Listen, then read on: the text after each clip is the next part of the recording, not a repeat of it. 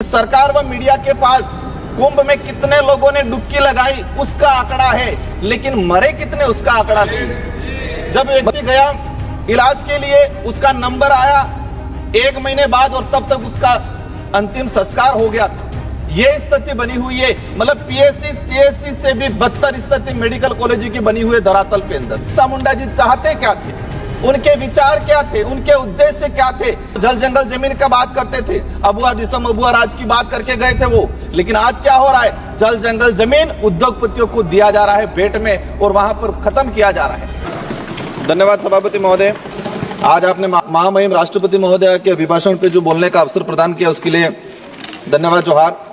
एक तरफ हम और पूरा देश और विशेषकर जो सत्ताधारी लोग हैं कि हम उस बात की खुशी मना रहे हैं कि हमारे देश के महामहिम राष्ट्रपति महोदया एक आदिवासी समुदाय से आते हैं और साथ ही एक महिला हैं। लेकिन वर्तमान में देखा गया है पूरे देश के अंदर अगर सबसे ज्यादा अगर कोई पीड़ित है, किसी पे अत्याचार हो रहा है तो वो आदिवासी समुदाय है और महिलाएं हैं। आज मणिपुर का उदाहरण देख लें, हम ये कह रहे हैं कि हमारे देश की महामहिम, हमें भी खुशी है, लेकिन एक तरफ तकलीफ है इस बात की कि देश के अंदर आदिवासी समुदाय के साथ सबसे ज्यादा अत्याचार हो रहा है और महिलाओं के साथ सबसे ज्यादा अत्याचार हो रहा है। इसका ताजा उदाहरण मणिपुर का देख लो, राजस्थान, मध्य प्रदेश, छत्तीसगढ़ के अंदर देख लो, विकास के नाम से आदिवासियों को विस्थापित किया जा रहा है। एक दौर था आजादी के बाद इस देश की आम जनता ने, गरीब ने, आदिवासी ने ये सांस ली थी कि हम अच्छे दिन आएंगे, उज्जवल भविष्य होगा। हमने देखा है वो दौर कि आज से 20-25 साल पहले आदिवासी गरीब दलित व्यक्ति अपनी जरूरतें पूरी करने के लिए, अपने बच्चों को पढ़ाने के लिए, अपनी बीमारी का इलाज कराने के लिए जमीन और जेवरात गिरवी रखता था। लेकिन आज देखा गया है, आज से 20 साल पहले जमीन और जेवरात गिरवी रखता था और आज इतना मजबूर हो गया है कि कई इलाके के अंदर यह देखा गया है कि आदिवासी समुदाय अपने बहन बेटियां या अपने छोटे बच्चे को गिरवी रख रहा है। आज उस हमारे डबल इंजन की सरकार है, राजस्थान के अंदर कोटड़ा में आए दिन घटनाक्रम हो रहे हैं कि आदिवासी समुदाय के ऐसे हालात हो गए हैं, इन पहाड़ों के अंदर सरकार की योजना कागजों में रहती है, धरातल पर नहीं पहुंच पाती है। और कई ऐसी घटना सामने आई है कि इन परिवारों ने बच्चों को गिरवी रखा है, नाबालिग बच्चों को गिरवी रखा है गुजरात के अंदर, कई इलाके के अंदर। ये छोटा मोटा आंकड़ा नहीं है, ये आंकड़ा सैकड़ों में आया हुआ है और हम बड़ी बड़ी बातें कर रहे हैं। महामहिम सभापति महोदय, आज ये देखा गया है कि हम आत्मनिर्भर की बात कर रहे हैं। हमारे बड़े बुजुर्ग भी कहा करते थे कि बच्चे को पैरों पे खड़ा करना सिखाना है, मतलब उसको आत्मनिर्भर बनाना है। लेकिन आज देखा गया है कि देश की आम जनता आत्मनिर्भर कम होती जा रही है और किसी न किसी ऐसे माहौल बना दिया गया है कि वो हर किसी पे निर्भर होता जा रहा है। और विशेषकर देखा गया है आदिवासी, दलित या पिछड़ा वर्ग। माननीय सभापति महोदय, अभिभाषण के दौरान आदिवासी इलाके के अंदर 30 मेडिकल कॉलेज की बात हुई, अच्छी बात है, हम भी चाहते हैं, लेकिन इन मेडिकल कॉलेज के धरातल पे स्थिति क्या है। कई ऐसे केस आए हैं, एक डिलीवरी महिला उस मेडिकल कॉलेज में जा रही है, सोनोग्राफी के लिए चिट्ठी लिखवा रही है और उसका नंबर आ रहा है 1 महीने बाद, तब तक तो बच्चा पैदा हो रहा है और बच्चे का नामकरण भी हो रहा है, तब तक नंबर आ रहा है। कई ऐसे केस आए, हमारे डूंगरपुर का केस आया था कुछ समय पहले, जब व्यक्ति गया इलाज के लिए उसका नंबर आया 1 महीने बाद और तब तक उसका अंतिम संस्कार हो गया था।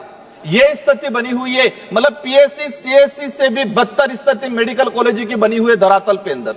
अगर हम जाएंगे वहां, मैं खुद सांसद, मैंने कई विजिट किया, मेरे वहां संसदीय क्षेत्र बांसवाड़ा डूंगरपुर में जमीर नहीं मानता वहां जाने का, क्योंकि ऐसी हालात बनी हुई है, ये पड़े रहते हैं लोग, नंबर नहीं आता है, जांच नहीं हो पा रही है। तो हम चाहते हैं कि जो योजना है उसको धरातल पे इंप्लीमेंट किया जाए।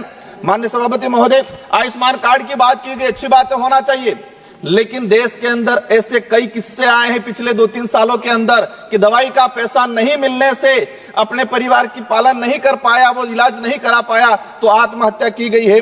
माननीय सभापति महोदय, बिरसा मुंडा जी के लिए जनजाति गौरव दिवस मनाया गया, हम भी स्वागत करते हैं, इसकी घोषणा हुई, लेकिन सिर्फ घोषणा होने से, मनाने से नहीं जमेगा। बिरसा मुंडा जी चाहते क्या थे, उनके विचार क्या थे, उनके उद्देश्य क्या थे, इन पे हमें काम करने की जरूरत है। आज वो जल जंगल जमीन का बात करते थे, अबुआ दिसम अबुआ राज की बात करके गए थे वो, लेकिन आज क्या हो रहा है, जल जंगल जमीन उद्योगपतियों को दिया जा रहा है भेंट में और वहां पर खत्म किया जा रहा है। बिरसा मुंडा जी के उपदेशों पे जाना पड़ेगा, उनके विचारों पे जाना पड़ेगा। सिर्फ जनजाति गौरव दिवस मनाने से काम नहीं चलेगा।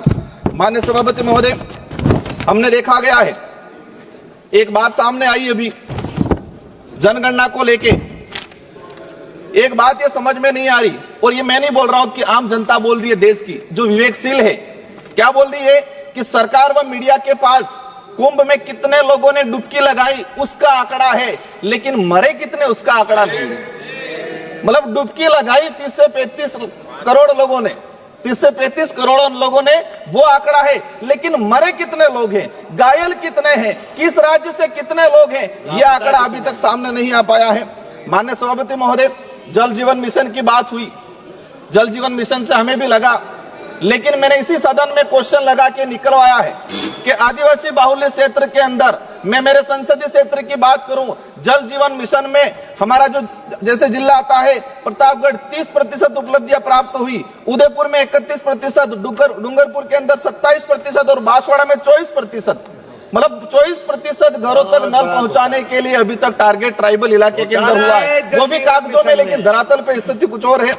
माननीय सभापति महोदय, हमारा वहां पर करुणा बैक वाटर सरकार में हमने सैंक्शन कराया था, लेकिन उसका आज तक वर्क ऑर्डर नहीं किया। अंतिम एक लाइन, एक मिनट का सर रहा है। आज देखा गया है, ये देश तब महत्वपूर्ण या तब मजबूत रहेगा जब इस देश के अंदर रहने वाला प्रत्येक धर्म, प्रत्येक जाति के अंदर भाईचारा रहेगा। राजस्थान के अंदर धर्मांतरण को लेके एक विधेयक आया, हम चाहते हैं शांति से रहना चाहते हैं, हम नहीं चाहते कि आदिवासी को आदिवासी से लड़ाया जाए। नहीं बोलना चाहते हैं, ओवैसी जी प्लीज, ओवैसी जी प्लीज। नहीं समझा, नहीं सर, हकीकत ये है, मैंने ये ऑथेंटिक आंकड़े के साथ बोल रहा हूं कि जिस स्कूल के अंदर आज से 10 साल पहले सरकारी स्कूल में 200 बच्चे पढ़ रहे थे, उसी स्कूल में आज 50 बच्चे पढ़ रहे हैं। ट्राइबल इलाके के अंदर 3-3 क्लास के बच्चे एक रूम में बैठ रहे हैं, किस क्वालिटी का एजुकेशन जा पाएगा। मैं आपके माध्यम से सरकार से यही अनुरोध करना चाहूंगा, हमें कुछ नहीं मिले चलेगा, गरीब आदिवासी दलित को अच्छा एजुकेशन, अच्छा हेल्थ मिलना चाहिए, वो अपने आप सारी चीजें कर लेगा। इन्हीं शब्दों के साथ धन्यवाद, आभार, और विशेषकर मंत्री जी का।